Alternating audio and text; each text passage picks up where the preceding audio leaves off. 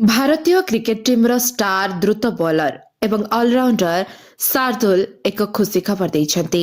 2025 ଏବଂ 26 ବିଜୟ ହଜାରେ ଟ୍ରଫିରେ ମୁମ୍ବାଇ କ୍ରିକେଟ ଦଳର ଅଧିନାୟକ ଭାବେ ନଜର ଆସିବେ ଶାର୍ଦୁଲ ଠାକୁର। ତେବେ ଟୁର୍ଣ୍ଣାମେଣ୍ଟ ପୂର୍ବରୁ ଶାର୍ଦୁଲ ଠାକୁର ତାଙ୍କ ପ୍ରଥମ ସନ୍ତାନକୁ ସ୍ୱାଗତ କରିଛନ୍ତି। ବିଜୟ ହଜାରେ ଟ୍ରଫି ଆରମ୍ଭ ହେବା ପୂର୍ବରୁ ଠାକୁର ବାପା ହୋଇଛନ୍ତି। ପତ୍ନୀ ମିତାଲି ପାରୁଲକର ଶିଶୁପୁତ୍ରକୁ ଜନ୍ମ ଦେଇଛନ୍ତି। ଏନେଇ ସୋସିଆଲ ମିଡିଆରେ ଖୁସି ଖବର ବାଣ୍ଟିଛନ୍ତି ଶାର୍ଦୁଲ।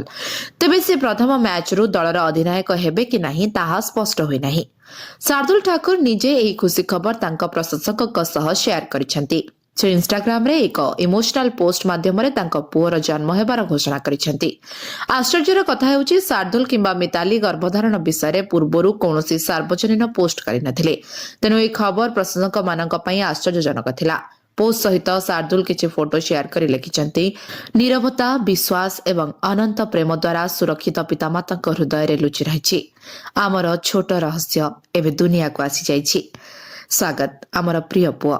ଆମେ 9 ମାସ ଧରି ଚୁପଚାପ ପାଳନ କରିଥିବା ଏକ ସୁନେଲି ସ୍ୱପ୍ନ। ଶାର୍ଦୁଲ ଠାକୁର ଏବଂ ମିତାଲି ପାରୁଲକର ସ୍କୁଲ ସମୟରୁ ପରସ୍ପରକୁ ଜାଣନ୍ତି। ସେମାନଙ୍କ ବନ୍ଧୁତା ଧୀରେ ଧୀରେ ପ୍ରେମରେ ପରିଣତ ହୋଇଯାଇଥିଲା ଏବଂ ସେମାନେ ଏକାଠି ଜୀବନ ବିତାଇବାକୁ ନିଷ୍ପତ୍ତି ନେଇଥିଲେ।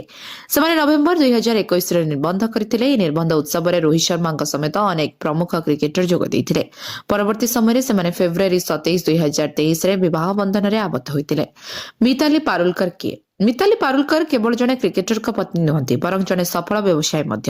ବାଣିଜ୍ୟ ପାଠ ପଢିବା ପରେ ସେ ଜଣେ କମ୍ପାନୀ ସଚିବ ଭାବରେ ତାଙ୍କର କ୍ୟାରିୟର ଆରମ୍ଭ କରିଥିଲେ। ତଥାପି ପରେ ସେ ତାଙ୍କର ଆଗ୍ରହକୁ ଅନୁସରଣ କରିବାକୁ ନିଷ୍ପତ୍ତି ନେଇଥିଲେ। ସେ ବେକିଂକୁ ଭଲ ପାଉଥିଲେ, ଯାହା ତାଙ୍କୁ ଥାନେରେ ନିଜର ବେକରୀ ଅଲ ଜାଜ୍ ବେକରୀ ଖୋଲିବାକୁ ପ୍ରେରଣା ଦେଇଥିଲା। ଆଜି ତାଙ୍କ ବେକରୀକୁ ସହରର ପ୍ରିୟ ମଧ୍ୟରୁ ଗୋଟିଏ ପ୍ରିୟ ବେକରୀ ଭାବରେ ଲୋକ ବିବେଚନା କରନ୍ତି।